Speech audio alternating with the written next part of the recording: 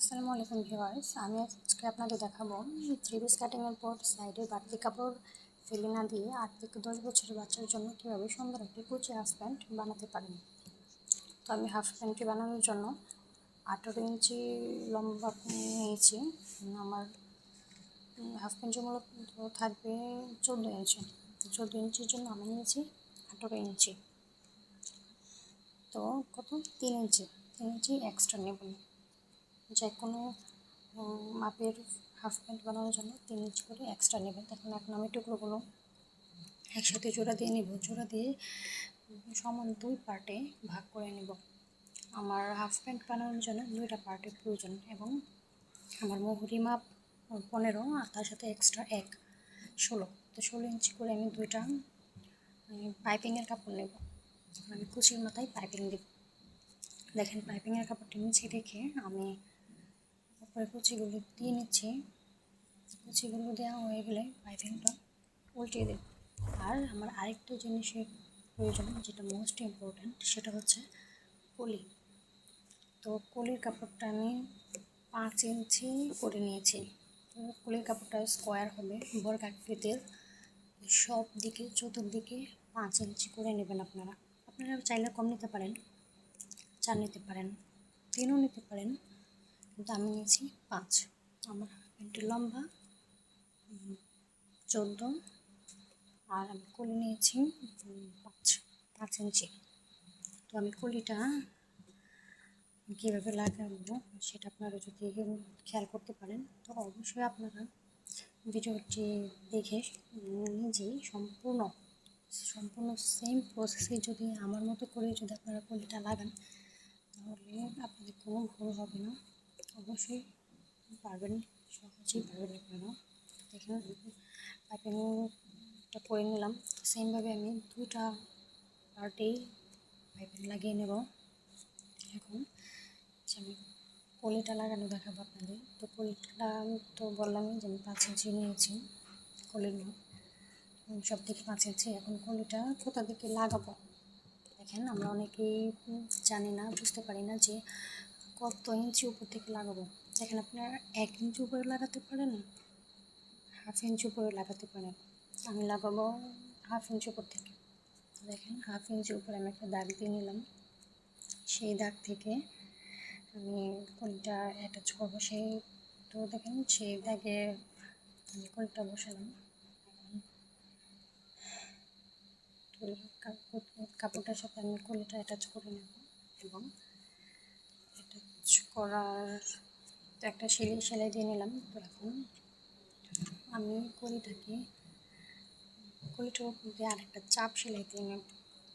আপনারা অবশ্যই চাপ সেলাই দেবেন। চাপ সেলাই দিলে আপনার দেখতেও যেমন সুন্দর হয় এবং আপনার একদম স্মুথ হয় আর কি, একদম মিশে থাকে। এখন যে আমার দেখেন এক মাথায় তো আমি কলি লাগিয়ে নিলাম, অপর মাথাটা অপর সাইড এটার উপর এনে সেলাই দিয়ে নেব, তাহলে আমার একটা পা তৈরি হয়ে যাবে। দেখুন আমি এখন সেলাইটা দিয়ে নিচ্ছি। আমি যেভাবে হাফ প্যান্টটা সেলাই করবো, কলিটা লাগাবো, আপনারা সেম প্রসেস ফলো করবেন। ইনশাল্লাহ আপনারাও পারবেন, সেলাই প্রশিক্ষণ ছাড়াই, শুধুমাত্র এই ভিডিওটি দেখেই আপনারা পারবেন। আর আমার ভিডিওটি যদি আপনাদের ভালো লাগে তো অবশ্যই একটি লাইক দিয়ে যাবেন, আমার চ্যানেলটি সাবস্ক্রাইব করবেন এবং ভিডিওটি না টেনে দেখতে থাকুন। দেখেন আমি কীভাবে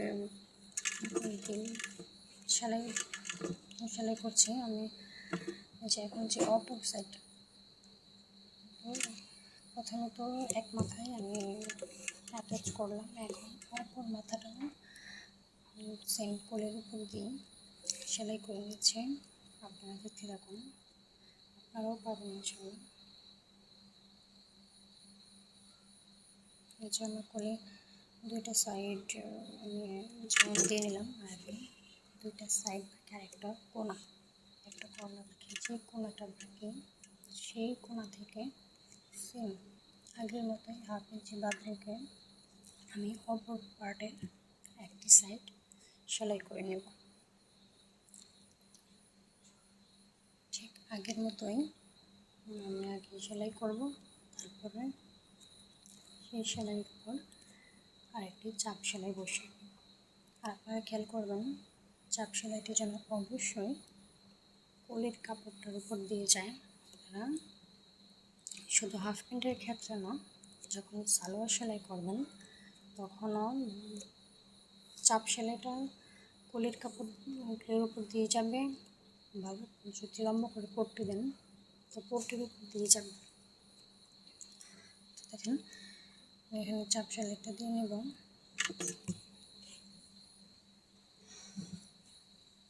আমরা আমার চ্যানেলটি সাবস্ক্রাইব করে রাখুন। আপনারা আমার চ্যানেলে সেলাই সম্পর্কিত বিভিন্ন টিপস অ্যান্ড ট্রিক্স পেয়ে যাবেন, এবং মোস্ট ইম্পর্ট্যান্ট আপনার সেলাই মেশিনে যত রকমের সমস্যা আছে অবশ্যই কমেন্ট করবেন। আমি ইনশাআল্লাহ আপনাদের রিপ্লাই ভিডিও করে দেব। আমি যতটুকু পারবো আমার সাধ্য মতো আপনাদের সকল সমস্যার সমাধান করার চেষ্টা করব। যে কোনো সমস্যা, আপনাদের মেশিনের সমস্যা হোক বা সেলাইয়ের কোনো কিছু জানার থাকলে, যারা নতুন আছেন তারা তো অনেক কিছুই বোঝেন না, যে কোনো বিষয়ে কমেন্ট করব। যে কোনো বিষয়ে আমি আপনাদের সমস্যা অবশ্যই সমাধান করে দেওয়ার চেষ্টা করব। দেখুন আমি কীভাবে সেলাই করে নিচ্ছি, তো আপনারা দেখে দেখে আমার মতো ওই সেম প্রসেসের মাধ্যমে আপনারা প্যান্টে সেলাই করতে পারবেন সহজেই।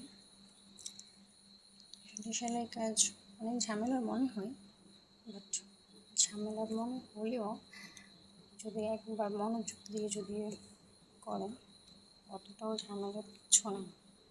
সত্যি ঝামেলার কিচ্ছু না। আমি যখন সেলাই কাজ শিখেছি তখন আমার বয়স ছিল মাত্র 12 বছর। সবেমাত্র আমি 12 থেকে 13-তে পড়বে আর কি, আমার বয়সটা 12 থেকে 13-তে, তখনই আমি কাজ শিখেছি। আর সেই থেকে এখনও অবধি আমি সেলাই কাজ করেই যাচ্ছি, কিন্তু আমার কখনও ঝামেলার মনে হয়নি বা আগেও ঝামেলার মনে হয়নি। তো আপনারাও একটু ধৈর্য ধরলেই খুব সহজেই ভিডিও দেখার মাধ্যমে সেলাই করতে শিখে গেছেন। দেখুন আমার কলিটা লাগানো শেষ। কলি লাগানো কঠিন কোনো কিছু না, খুবই ইজি।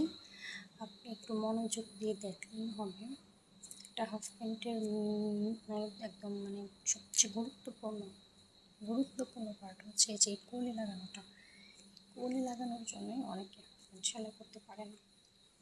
এছাড়া হাফ প্যান্টে কোনো কঠিন কাজ নেই, কলি লাগানোটাই একমাত্র একটু কঠিন।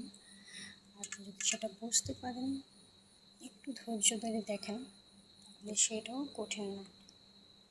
তো আমরা মনে করি যে কঠিন, আসলে কিন্তু কঠিন না, খুবই ইজি, খুবই ইজি। আমি আমার চ্যানেলটিতে মূলত যারা নতুন সেলাই কাজ শিখতে চান তাদের নিয়ে কাজ করতে চাই।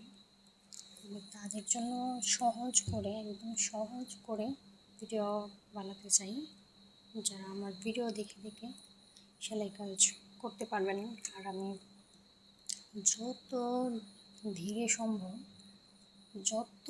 সম্ভব স্লোলি আমি কথা বলবো, যেন আপনারা বুঝতে পারেন, আপনাদেরকে বুঝিয়ে দেওয়ার জন্য। তারপরেও আপনারা যেখানে বুঝতে না পারবেন, যদি মনে হয় যে আমার কারেকশন করার দরকার আছে, আপনারা অবশ্যই আমাকে জানাবেন। আমি আমার ভুলটা সংশোধন করে নেব, এবং আপনারা যেভাবে বুঝতে পারবেন আমি ঠিক সেভাবেই করার চেষ্টা করব। দেখুন এখন আমি রাবার করে নিয়েছি। আর রাবার করার ক্ষেত্রে একটা জিনিস খেয়াল রাখবেন, আমি যে জোড়াগুলো দিয়েছি, তো সেই জোড়াগুলো সবসময় এক সাইডে রাখার চেষ্টা করবেন। এক সাইডে না রাখলে আপনার এলাস্টিক লাগানোর সময় ঝামেলা হবে। তো দেখুন সুন্দর একটি হাফ প্যান্ট হয়ে গেল। তাও আবার যে কাপড়টা আমি ফেলে দিতাম সেই কাপড়টা দিয়ে। ধন্যবাদ।